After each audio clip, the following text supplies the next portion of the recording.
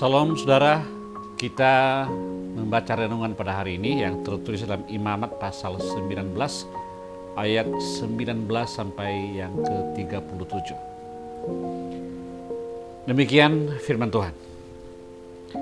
Kamu harus memelihara semua hukumku. Jangan mengawinkan dua jenis ternak yang berbeda. Jangan menaburi ladangmu dengan dua jenis bibit yang berbeda. Jangan mengenakan pakaian yang terbuat dari dua macam bahan yang berbeda. Apabila seorang laki-laki mengadakan hubungan seksual dengan budak perempuan orang lain yang belum ditebus atau dibebaskan, perbuatan itu harus mendapat hukuman. Namun, jangan dihukum mati karena budak perempuan itu belum dibebaskan. Laki-laki itu harus membawa kurban penghapus salahnya kepada Tuhan di pintu masuk tenda pertemuan, yaitu seekor domba jantan untuk kurban penghapus salah. Imam harus mengadakan pendamaian untuk orang itu atas dosa yang telah dilakukannya.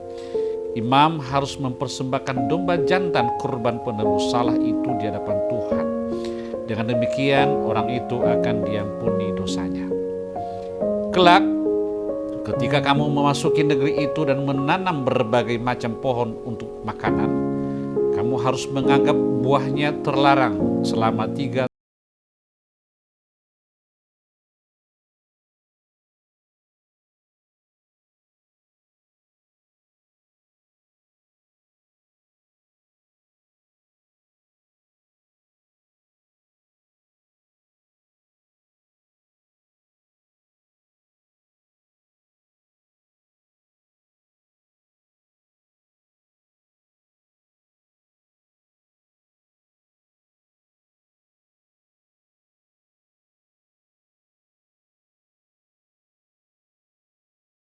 rambut kepalamu dan tepi janggutmu.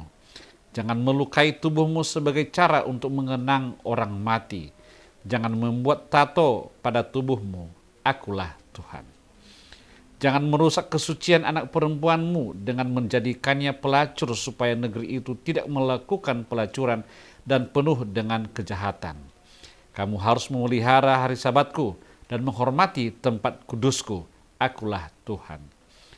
Jangan mencari peramal atau tukang sihir untuk meminta nasihat. Mereka hanya akan membuatmu najis. Akulah Tuhan Allahmu. Berdirilah di hadapan orang tua, hormatilah mereka, takutlah akan Allahmu. Akulah Tuhan. Jika seorang pendatang tinggal di negerimu, janganlah menindasnya. Kamu harus memperlakukan mereka seperti saudara sebangsamu. Kasihilah mereka seperti dirimu sendiri. Ingatlah, dahulu kamu juga orang asing di Mesir. Akulah Tuhan Allahmu. Janganlah berbuat curang dalam persidangan, dalam hal ukuran, atau dalam hal pertimbangan dan sukatan. Neraca dan timbanganmu harus seimbang. Ukuran eva dan hinmu harus benar. Akulah Tuhan Allahmu yang membawa keluar dari tanah Mesir. Kamu harus memelihara semua hukum dan peraturanku serta melakukannya. Akulah Tuhan. Nah, saudara, dalam Kristus, firman Allah yang disampaikan oleh Musa kepada umat Israel memiliki cakupan yang menyeluruh, dari tata cara ibadah sehingga tata krama dalam berelasi dengan sesama. Yang artinya, saudara, kita harus hidup kudus diuraikan secara menarik di dalam ayat firman Tuhan ini. Bukan hanya Allah menetapkan hukuman atas pelaku dosa perzinahan, melarang umat untuk mengikuti ritual penyembahan berhala, serta memerintahkan mereka untuk memberikan kasih dan keadilan kepada siapa saja. Ia juga memberikan ketetapan yang berkaitan dengan alam. Mengapa dua jenis ternak tidak boleh dikawinkan dan dua jenis benih tidak boleh ditabur di ladang yang sama? Sesungguhnya, di dalam konteks zaman itu, ketetapan ini merupakan larangan terhadap pencampuran. Apapun yang telah Allah tetapkan, janganlah kita campur adukan. Kita harus memperlakukan hewan dan tanaman sebagaimana Allah menciptakannya.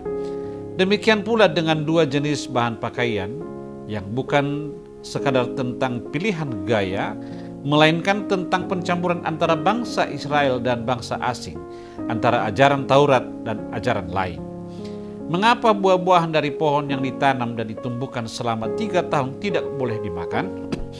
Pada hakikatnya, buah yang muncul dalam 3 tahun pertama adalah buah muda yang muncul sebelum waktunya.